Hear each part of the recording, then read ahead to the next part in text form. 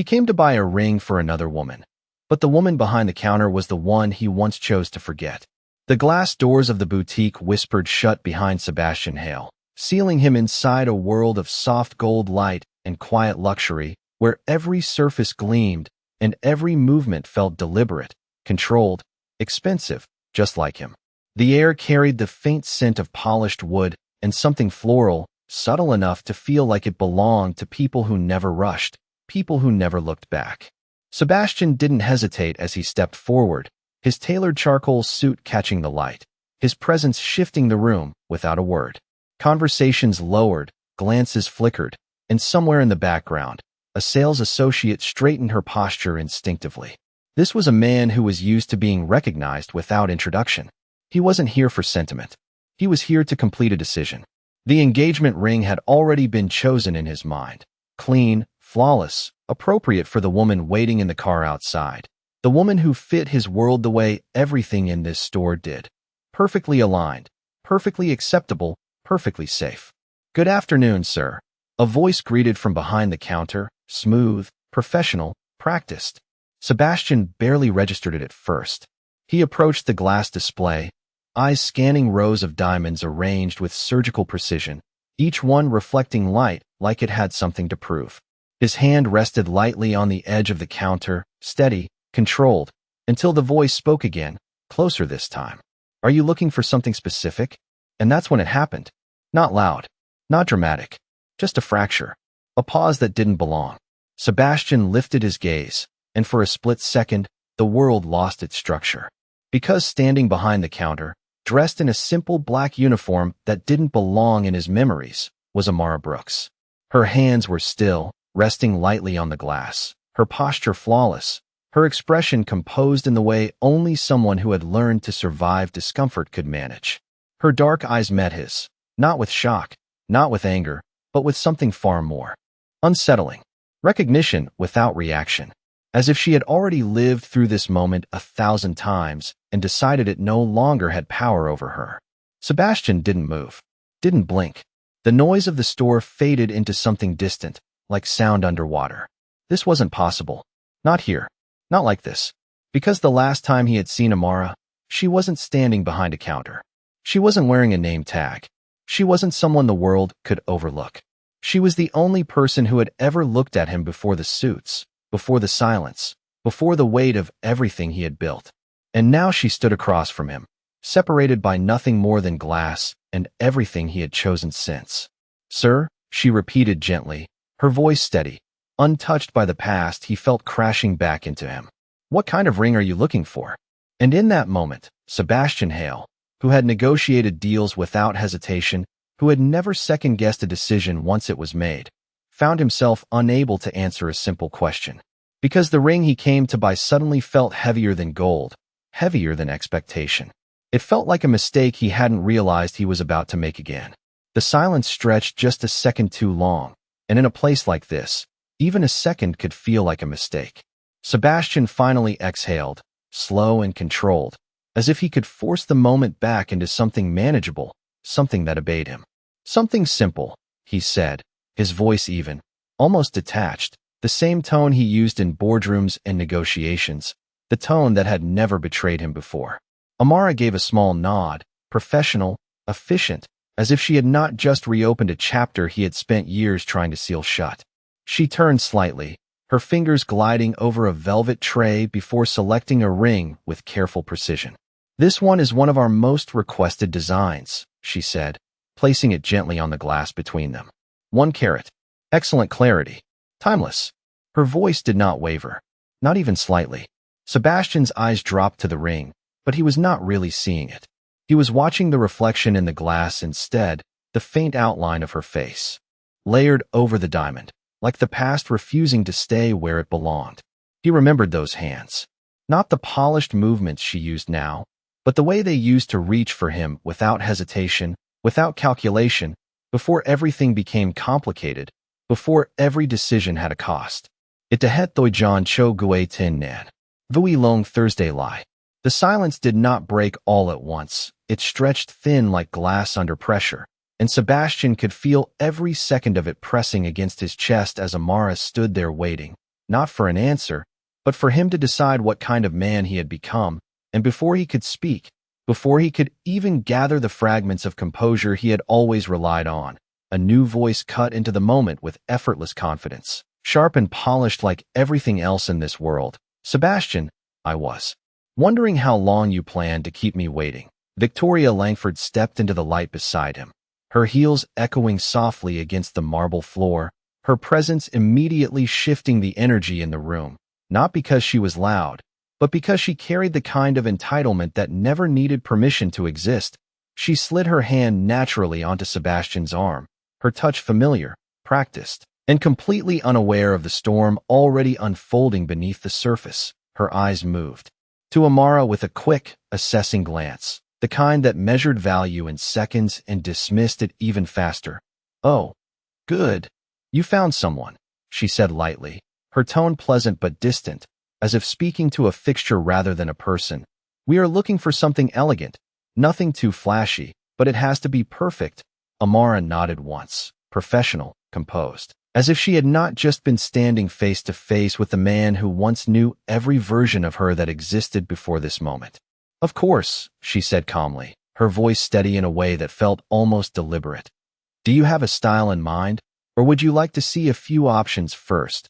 Victoria smiled faintly, but it did not reach her eyes. "We will see what you have," she replied, her gaze lingering for just a second longer than necessary.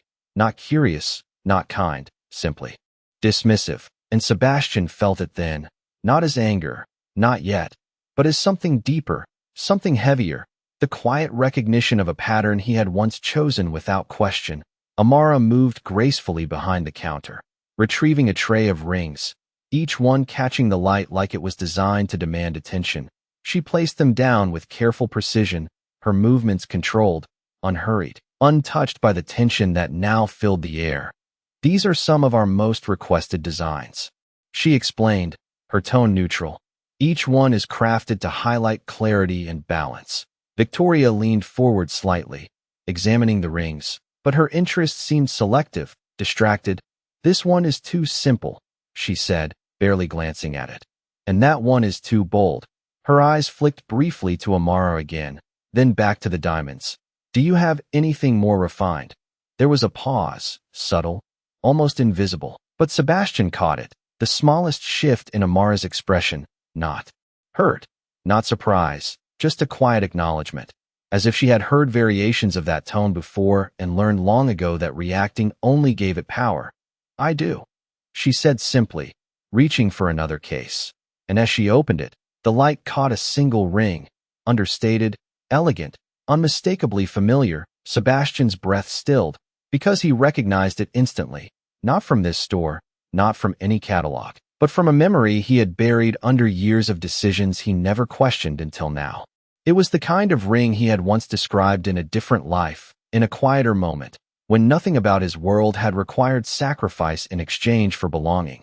And as Amara lifted it carefully, placing it between them, her voice softened just enough to feel intentional. "This one is chosen by people who value meaning over appearance," she said, her eyes meeting his for the briefest second, and in that glance, there was no accusation, no bitterness, only truth, and that was what unsettled him the most. Victoria tilted her head, studying the ring, unaware of the history resting in plain sight. "It is acceptable," she said slowly, "but I am not sure it feels special enough." And for the first time since she entered the store, Sebastian felt something inside him shift, not violently, not suddenly, but undeniably, like a door he had kept closed for years had finally begun to open, and the realization waiting behind it was not something he could ignore any longer. Victoria's words hung in the air, light in tone but heavy in implication, and for a moment no one moved. Not Amara, not Sebastian, not even the quiet rhythm of the store seemed to continue as it had before, because something subtle had shifted, something that could not be seen but could be felt in the way Sebastian's hand remained suspended just inches from the glass, as if touching the ring now required more than just intention. It required certainty, and certainty was something he no longer possessed. Victoria straightened slightly, her posture refined, composed, her fingers still resting on his arm as if anchoring him back into the version of himself she understood, the version that made decisions quickly, efficiently, without hesitation. "Perhaps we should look at something larger," she suggested, her voice smooth, confident, unaware that the ground beneath that confidence had already begun to fracture. Amara did not respond immediately. Instead, she looked at Sebastian again. Not searching, not questioning, simply present, as if allowing him the space to speak if he chose to. And that silence, that absence of pressure, felt louder than any demand could have been, because it reminded him of something he had not felt in years, the freedom to choose without expectation, the freedom he had once traded away without realizing what it would cost. "This one," Sebastian said suddenly, his voice quieter than before, almost unfamiliar even to himself, and both women turned their attention to him. Victoria with mild surprise, Amara with that same steady calm that never broke. He gestured toward the ring Amara had just presented, the one that carried a history no one else in the room could see. "It is enough," he added, and the words settled into the space between them with unexpected weight. Victoria frowned slightly, her brows knitting together in polite confusion. "Enough?" she repeated, her tone carefully measured. "Sebastian, this is not about enough. It is about what represents us." She leaned closer, lowering her voice just enough to feel intimate, but still sharp with expectation. "You know how important this is." And there it was, the difference laid bare without intention, one voice asking, the other expecting, one offering space, the other defining it. Sebastian felt it clearly now, not as a sudden revelation, but as something that had always been there, waiting to be acknowledged. He looked down at the ring again, the way the light moved across its surface, not demanding attention, not trying to impress, simply existing with quiet certainty. And for the first time since he walked into the store, he realized he was not thinking about appearances, not about expectations, not about the future everyone assumed he wanted. He was thinking about a promise he had once made and never kept. "It represents something," he said slowly, more to himself than to anyone else, and Amara's fingers tightened almost imperceptibly against the edge of the counter, the only sign that his words had reached somewhere deeper than she allowed herself to show. Victoria exhaled softly, a sound of restrained impatience. "I think you are overthinking this," she said, her tone still controlled but no longer entirely warm. "It is just a ring." And that was when Sebastian finally looked at her fully, not the way he had before, not with the detached attention of someone fulfilling an obligation, but with a clarity that felt almost unsettling in its quiet honesty, because he understood now that it had never been just a ring. Not then, not now, not ever. It was a choice, a reflection, a line drawn between what was easy and what was true. And somewhere in that realization, something inside him shifted again, deeper this time, more permanent, as if the version of himself that had walked into this store was beginning to fade, leaving behind someone who could no longer pretend not to see the difference between what he had built and what he had lost. And in that moment, standing between the woman who fit his world and the one who once defined it, Sebastian Hale realized that the decision in front of him was not about buying a ring. It was about finally understanding the weight of the choices he had been avoiding all along. The air felt different now, no longer polished and predictable, but charged with something unspoken that neither of them could ignore, and Sebastian could sense it in the way Victoria's hand slowly withdrew from his arm, not abruptly, not dramatically, but with a subtle hesitation that revealed more than any reaction could have. She was not used to uncertainty, not from him, not from anyone. And the version of Sebastian standing beside her now was no longer behaving the way she expected. "Sebastian," she said again, this time more carefully, her voice softened but edged with control, "we do not have to decide this right now. We can look somewhere else, somewhere more exclusive." Her eyes flicked briefly toward Amara, not openly dismissive this time, but still carrying that quiet assumption that this place, and perhaps the woman standing behind the counter, were beneath the kind of choice she believed they represented. And that was when Amara finally spoke again, not to correct, not to challenge, but simply to do her job. "This piece is handcrafted," she said calmly, her voice even, untouched by the tension that continued to build. "It is designed to last, not just in structure, but in meaning." She paused, just long enough for the words to settle. Some people choose it because it does not try to be more than what it is, and the sentence lingered in the air, quiet, precise, unmistakably deliberate. Sebastian felt it land somewhere deeper than he was prepared for. Because it was not just about the ring. It never had been. It was about everything he had built his life around, everything he had convinced himself was necessary. And for the first time, he saw it clearly, not as strength, not as success, but as something that had slowly replaced the parts of him that once knew how to recognize what truly mattered. Victoria shifted slightly beside him, her patience thinning in ways she was not accustomed to showing. "I think we are done here," she said, her tone polite but final, as if the decision had already been made for both of them. "We will find something more suitable," and she reached for his arm again, this time not as a gesture of connection, but as an attempt to guide him back into the version of himself she understood. But Sebastian did not move. Not this time. His hand remained resting on the counter, his eyes still on the ring, still on the reflection of a life that once existed before everything became so carefully controlled. "No," he said quietly, and the single word seemed to still the entire room, not because it was loud, but because it was certain in a way that had nothing to do with authority and everything to do with truth. Victoria's hand paused mid-motion, her expression shifting, not yet anger, but something close to disbelief. "No," she repeated, as if the word itself did not belong in a conversation where she had always been in control. Sebastian finally lifted his gaze, first to her, then to Amara, and in that brief moment between them, something unspoken passed. Not reconciliation, not forgiveness, but recognition, the kind that does not require explanation. "I am not looking for something more," he said slowly, choosing each word with a clarity that felt unfamiliar but undeniable. "I am looking for something real." And the weight of that statement settled heavily, not just between them, but within him, because he knew now that this was not just about what he would choose. It was about what he would walk away from. And as the silence deepened, as every eye in the boutique seemed to turn toward them without anyone daring to speak, one thing became painfully clear. This was no longer a simple purchase. It was a moment that would define everything that came after, and there was no way to return to who he had been before he walked through those doors. Victoria's composure did not shatter.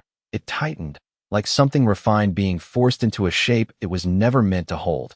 And for the first time since she had walked into the boutique, there was a visible crack in the perfect control she carried so effortlessly, her eyes fixed on Sebastian not with anger, but with calculation, as if trying to understand where the shift had begun and how to correct it.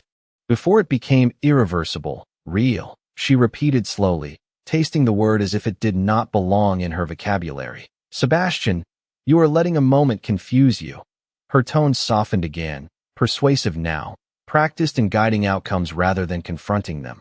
"This is not about what feels real. This is about what lasts." And the irony of her words lingered quietly between them, because for the first time, Sebastian understood that lasting and real were not always the same thing, and that realization settled deep within him, heavier than any decision he had made before.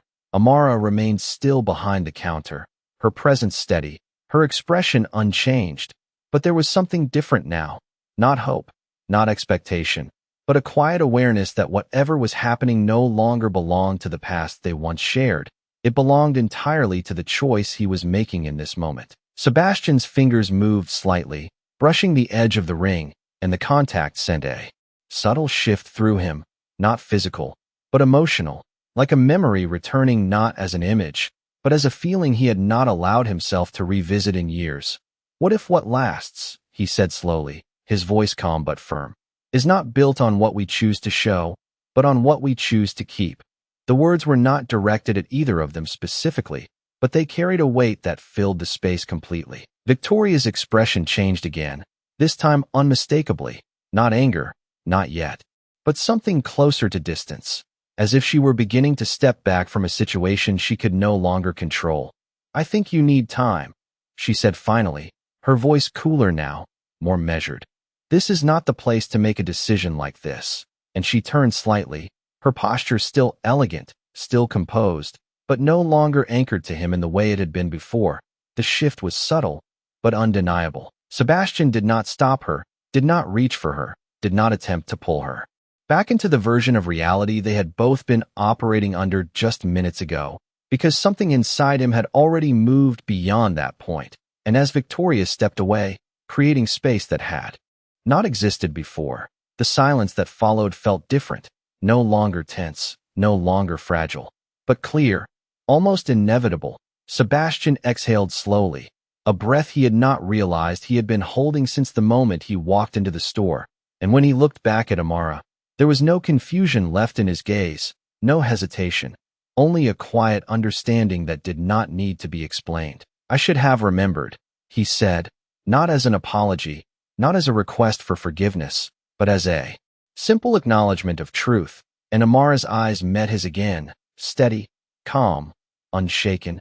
"Some things are not meant to be remembered," she replied softly, her voice carrying neither bitterness nor warmth, only clarity. "They are meant to teach you what you were not ready to understand before."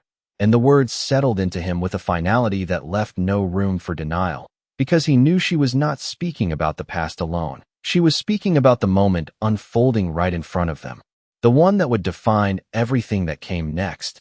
And as the light reflected once more across the surface of the ring between them, Sebastian Hale understood that this was not about reclaiming what he had lost. It was about deciding whether he was finally ready to become someone who could recognize its value before it was too late. The space Victoria left behind did not close. It widened, stretching across the polished floor like a quiet line no one dared to cross. And Sebastian stood on one side of it without realizing that for the first time in years, he was no longer standing where he had always been expected to stand. The absence of her presence did not feel like loss. It felt like clarity, sharp and unfamiliar. And it settled into him with a stillness that replaced the constant pressure he had carried for so long. The kind of pressure that came from always knowing what to do, always knowing what was expected, always choosing the path that made sense to everyone except himself. Amara did not rush to fill the silence. She did not move closer, did not soften the distance between them, because she understood something he was only beginning to grasp, that this moment was not about what she wanted or what he had once promised. It was about what he was finally willing to see. Sebastian's gaze drifted briefly toward the entrance where Victoria had disappeared, not with regret, not with hesitation, but with acknowledgement, a quiet recognition that some choices, once made, did not need to be undone with words. They simply needed to be left behind. And when he turned back, the weight in his expression had changed, no longer conflicted, no longer divided, but grounded in something that felt almost unfamiliar in its simplicity. "I spent years believing that control meant strength," he said slowly, his voice steady but quieter than the version of himself that once filled every room without effort. "That if everything around me made sense, then I was doing something right." The words were not directed at her alone. They felt like something he was saying for the first time out loud, something that had existed beneath the surface for longer than he cared to admit. Amara listened without interruption, her posture unchanged, her presence calm. But there was a subtle shift in her eyes, not expectation, not hope, but recognition, the kind that comes from hearing a truth that had always been there waiting to be spoken. "But nothing about this feels like control," he continued, his fingers resting lightly against the edge of the glass as if grounding himself in the moment. "And it is the first time something has felt right in a long time." The admission settled between them, quiet but undeniable, and for a moment, the world outside the boutique seemed distant, irrelevant, as if everything that mattered had been reduced to this single exchange. Amara's gaze lowered briefly to the ring still resting between them, the same ring that had carried a meaning he once understood without needing to define it. And when she spoke, her voice was softer, not fragile, but measured with the kind of care that came from knowing the difference between what was said and what was meant.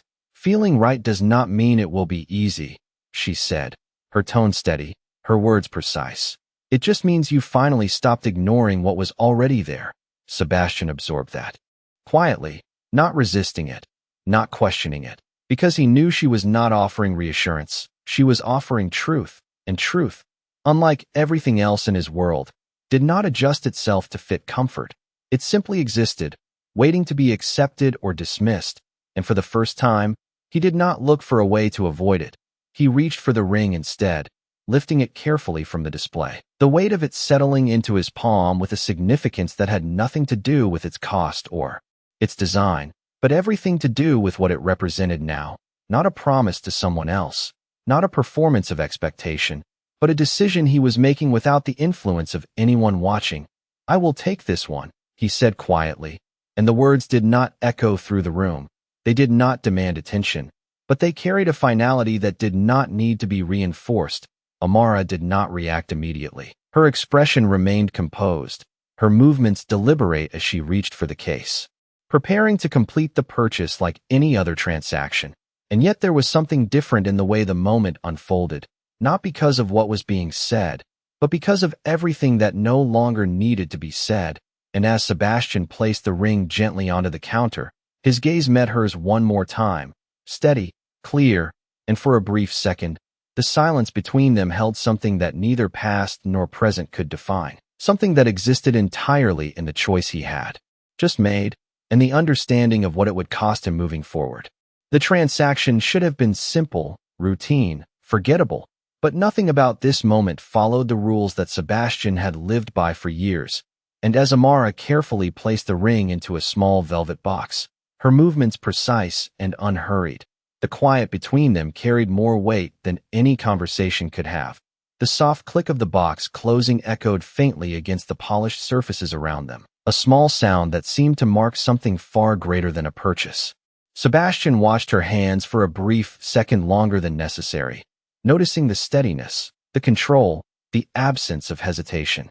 And it struck him then that while his world had grown louder, faster, more demanding, hers had become quieter, stronger, more certain, not because it was easy, but because she had learned to stand without needing anything from it. "That will be $8,600, she said calmly, her tone professional, unchanged, as if the past had no place in the present transaction, and perhaps that was the point. Sebastian reached into his jacket, retrieving his card without breaking eye contact, the gesture familiar, automatic, but the intention behind it no longer the same, because for once, the amount did not matter, the setting did not matter, even the outcome did not matter in the way it once would have. The only thing that mattered was the clarity that had settled inside him, quiet but unshakable. Amara processed the payment with the same composed efficiency, her fingers moving across the terminal, the faint glow of the screen reflecting briefly against her skin before fading again. "Would you like a receipt?" she asked, her voice steady, offering the final step in a process that should have ended there, clean and complete. But Sebastian did not answer immediately, his gaze shifting to the small box now resting on the counter between them. The ring inside no longer representing what he had originally intended, but something entirely different, something he was still learning how to define. "No," he said finally, his voice low but certain. "I will remember this," and the words lingered, not as a statement of confidence, but as an acknowledgement that this moment was not something that could be reduced to paper or proof. Amara nodded once, accepting the answer without question, without interpretation, because she understood that not every decision needed to be explained to be real. She slid the box gently across the counter toward him, her fingers releasing it with the same care she had shown throughout the entire exchange, and for a brief moment, their hands almost touched, not quite, but close enough to remind them both of something that neither of them reached for. The distance remained, intentional, respected. Sebastian took the box, the weight of it, settling into his palm once more, but this time it felt different, not heavier, not lighter, just clearer, like something that had finally found its place. He hesitated for a fraction of a second, not because he did not know what to do, but because he understood that what came next would not be defined by this moment alone. It would be shaped by every choice that followed. And when he looked at Amara again, there was no expectation in his eyes, no request, no unfinished sentence waiting to be completed, only a quiet recognition that whatever existed between them now could not be rebuilt through words alone. It would require something far more difficult, something far more honest, and perhaps that was the point she had been trying to teach him all along without ever saying it directly. "Take care of yourself," she said softly, not as a farewell, not as an invitation, but as something in between, something that carried meaning without demanding response. and Sebastian nodded. The gesture simple, almost understated, but sincere in a way that felt unfamiliar to him. He turned then, the movement deliberate, not rushed, not hesitant, and as he walked toward the door, the quiet of the boutique followed him, no longer pressing, no longer heavy, but open, as if the space itself had shifted along with him. And when the glass doors parted once more, letting in the light from outside, Sebastian Hale stepped through them not as the man who had entered earlier, but as someone who had finally begun to understand the difference between choosing what fits and choosing what matters. And behind him, Amara remained where she was, composed, steady, her presence unchanged. Yet somehow the entire room felt different, as if it too had witnessed something that could not be undone, only carried forward in silence. The city outside had not changed. The traffic still moved in steady lines. The buildings still stood tall and indifferent, and people still walked past without noticing the quiet shift that had just taken place inside a small boutique tucked between glass and steel. But for Sebastian Hale, nothing felt the same. The world no longer pressed in with expectations or noise. It felt distant, almost muted, as if the part of him that once responded to all of it had finally stepped back. He stood there for a moment on the sidewalk, the velvet box resting in his hand, not opening it, not needing to, because whatever it contained was no longer the question. The real weight was in what he had chosen to walk away from, and what he had chosen to face instead. A black car waited at the curb, engine running, door already opened by a driver who did not ask questions, because men like Sebastian were not expected to hesitate, not expected to stand still and think. But today, he did. His gaze lifted briefly to the reflection in the glass storefront behind him, catching a glimpse of himself, not the polished version the world recognized, but something quieter, something more honest. And for the first time in years, he did not look away from it. He studied it, as if seeing someone he had almost forgotten. Inside the boutique, Amara continued her work, assisting another customer.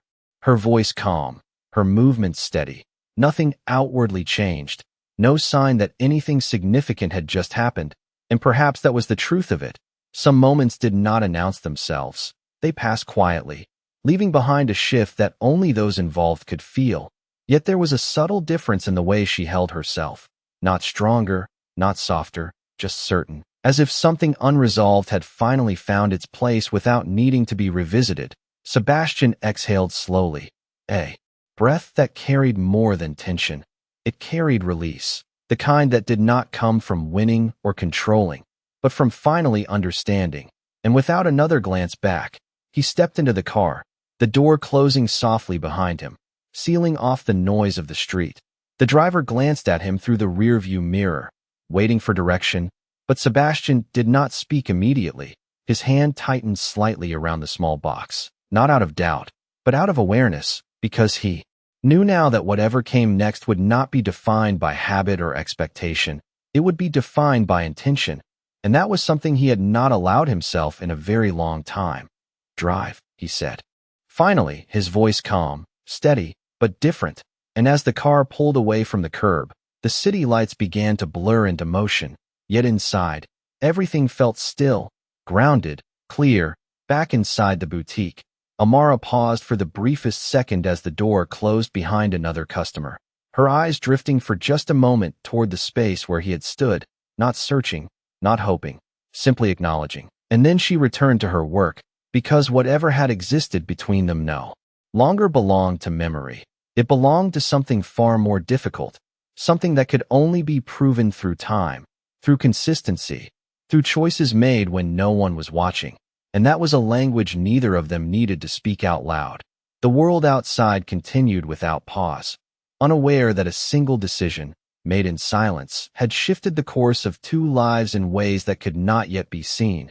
And as the distance between them grew, measured not in miles but in moments yet to come, one truth remained, quiet but unshakable, that sometimes the most powerful change does not happen when someone chooses you. It happens when you finally choose what is right, even if it costs you everything you thought you wanted. And in that quiet understanding, something rare had taken place, not dramatic, not loud, but undeniable, the kind of moment that does not end with a conclusion, but with a beginning. And that day, without anyone announcing it, without anyone applauding it, The world remembered what dignity looks like.